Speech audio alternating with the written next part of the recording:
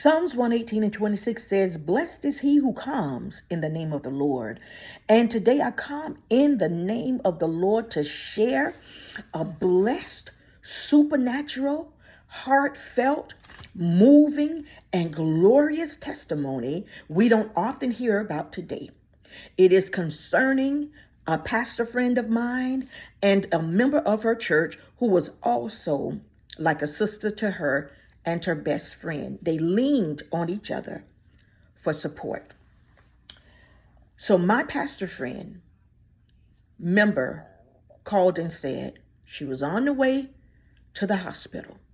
So my pastor friend called and said, "Leisha, will you pray with me? Because this is very hard for me."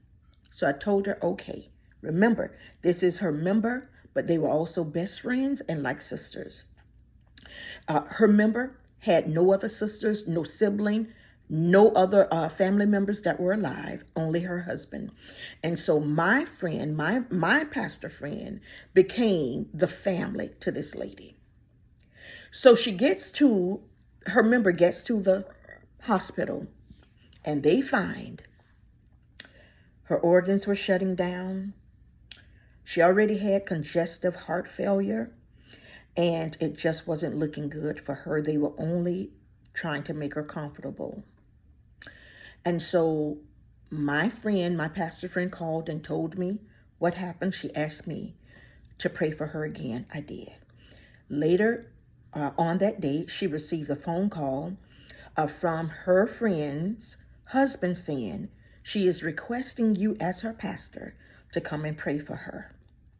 When my pastor friend and her sister stepped into the hospital room, her member's eyes could only gaze at her as her pastor. And she said, "Pastor, I'm afraid to die. I don't want to die. And what if I don't go to heaven?" So my pastor friend began to be a pastor and began to speak to her member, her best friend, her sister, to let her know saints are not afraid of death, and began to comfort her. And she began to pray. And as she prayed her through, her friend, her member, lying on her deathbed, because unless God performed a miracle, her organs were shutting down. She said that as she prayed, her best friend continued to say, "Pray, Pastor, pray. Pray, Pastor, pray." And she prayed for 1 hour straight. And she said after she continued to pray for 1 hour, she began to sing salvation songs. One being, "Amazing grace, amazing grace, shall always be my song of praise." And then they went on to sing other songs. And she said, "Leisha, tears running down my member's face." She sang these songs, full of fluid in her lungs, full of fluid in her stomach, in her legs. But she sang the songs. It wasn't loud, but she sang the songs. And she began to, as a pastor, say to her dying member, she began to preach her eulogy, not even realizing it. She said, "Listen, we have sang songs of Zion, salvation songs, and everyone on this floor has heard the songs. Can you see the room full of God's warring angels? His ministering angels, they are full in this room. They're here. Do you see them?" She looked at her friend and she said, "You look tired. Do you want me to leave so that you can go to sleep?" And her member said yes. She left around 10:30. About 5 o'clock p.m., she received a call that said her member went to sleep and she never woke up.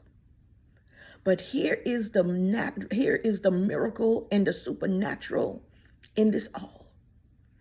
My pastor friend said that as she prayed and sang, the Lord opened up her eyes and she could see the hospital room full of ministering angels. And I had to remind her, what a magnanimous blessing, what a precious duty you fulfilled to your member, a pastoral duty. You ushered your member onto her eternal home. I reminded her, if God allowed you to see the room full of angels, ministering angels, warring angels, and you shared that vision with your member, you said, do you see them? They are here. We later realized those angels came to usher this lady home. I did not know that she had been abused by her husband from the day she married him. Precious in the sight of God is the death of his saints. I want to encourage you, hold on. Know that angels are real. Know that you're living. It's not in vain. God loves you.